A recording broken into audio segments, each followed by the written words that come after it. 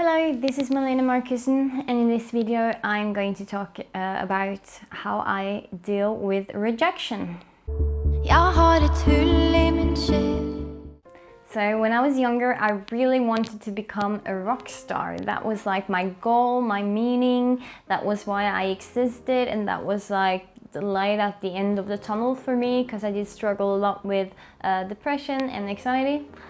And yeah, I put all my happiness and like my life into becoming like the rock star. I put together a band. That was my first goal. I did that, you started making songs. We did a lot of gigs around in Norway, and since I was a girl and really young, I did get a lot of yeses from like rock clubs and pubs. I thought it was kind of cool because I was only like 16, 17, 18. Unfortunately, my band fell apart when I was like 23, 24. At that time, I felt very old and very unsuccessful because I was still not a rock star, and I've been doing it for like 7 years, and I wasn't where I wanted to be. So that was a hard time. But after some time, I got to like change my mindset a little bit, and I thought it was kind of exciting to become a solo artist, because now I could be in charge. I don't have to rely on like 4 other people to say yes or no to the song, or if they wanted to do that show. I was like in charge of everything myself, which I really enjoyed, and I could choose my producer, I could choose the genre.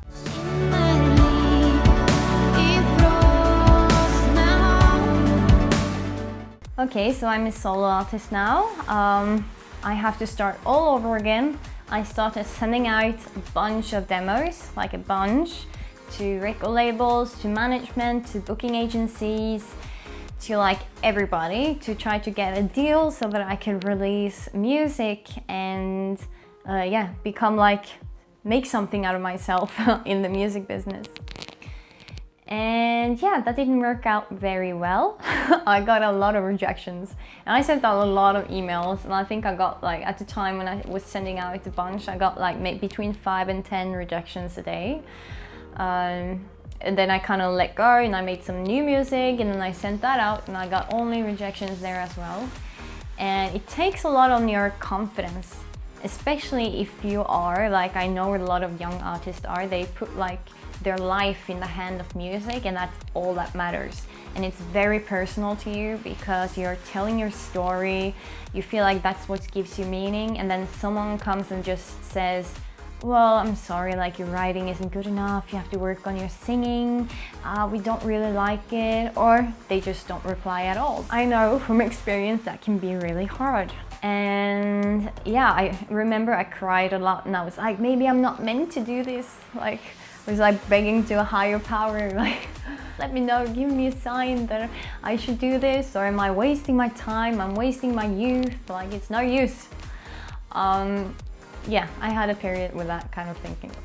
But I hung in there, and I think in my like later 20s, it's actually not too long ago, that I started to lower my ambitions, and I started exploring. I'm actually a very curious person, and I think that's really good for me. I started to explore everything that made me curious. Like, I wonder how this is. Maybe I want to develop as an artist and as a person, so maybe I should go to like a songwriter's camp and develop my skills. And I did, and I discovered that I have a passion for like writing music also for other people, and that has given me a lot of joy. And I've written songs that I wouldn't really think I would ever write. And I have a lot of just memories, and like good memories from a lot of the things. I met a lot of like super awesome people. I've had a lot of fun just doing like song camps and songwriting in general. What I've also done is stop sending out demos. I maybe send out like sometimes if I feel like I have something awesome, but if they don't reply or they say no, then it's not the end of the world for me, because I have found a passion also for, marketing and building myself up as an independent artist, and that has been very important to me. If you're dependent on someone to take you from here to here, it can be very like self-destructive, especially if you're really sensitive, as I am. And yeah, so I just stopped doing that, and I just started thinking, well, what can I do to improve myself to get where I want to be? And I've kind of lowered my expectations. I have actually become less ambitious because it wasn't good for me. I was a lot of depressed, and I had like anxiety attacks if I performed somewhere and I didn't feel like I did a good job. I would just like have a panic attack on the bathroom afterwards, and it's not good for my mental health. But you know, I still want to explore the road of the artist life.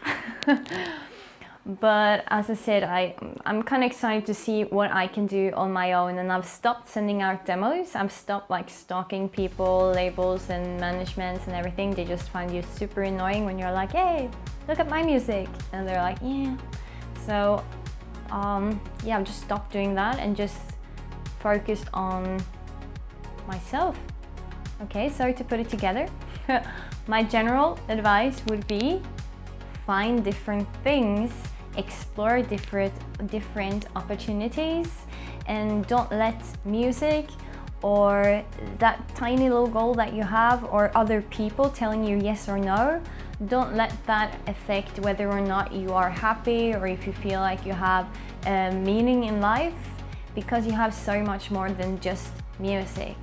And that has been very important to me to realize that I'm still a good person. I have a lot to offer besides music. So that was my experience and my thoughts about how to deal with rejections.